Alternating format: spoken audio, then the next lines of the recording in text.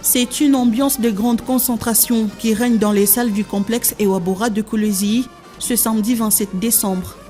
Face à leurs copies, 167 candidats venus des divers horizons du Lualaba se battent pour intégrer l'École nationale de formation militaire.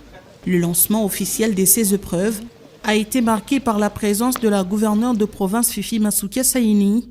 À ses côtés, le général Jean-Baptiste Diour, chef d'état-major du commandement général des écoles militaires venues de la capitale, le général Edi Kapende et plusieurs hauts cadres des FARDC témoignant de l'importance stratégique de ce recrutement pour la montée en puissance de l'armée congolaise. Ces enfants sont déterminés, à défendre d'abord leur pays. Femmes ou hommes, il faut suivre ces exemples.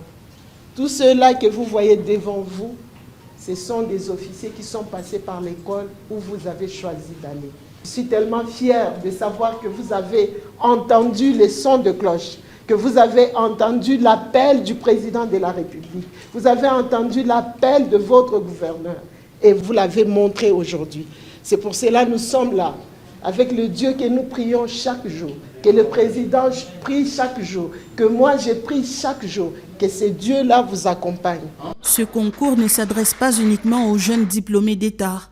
La diversité des profils recherchés est à noter en cette session. On y retrouve notamment des médecins, des juristes, des ingénieurs et tant d'autres, repartis en différentes catégories, dont l'école des formations des officiers EFO et l'école des sous-officiers ESO. Nous organisons pour cela des sessions différentes.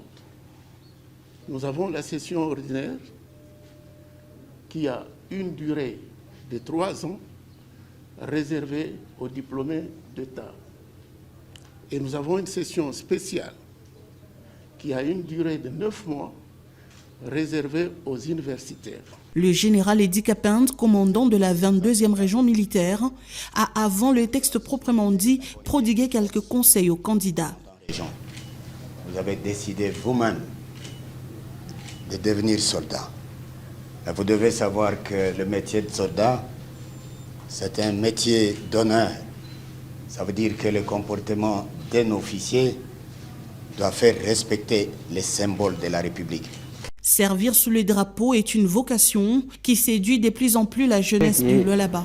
Ce qui m'a motivé, en fait, moi je suis né de toute façon révolutionnaire. Et je n'aime pas voir les gens souffrir. Et quand j'ai vu nos frères à l'Est souffrir, ça m'a fait tellement mal.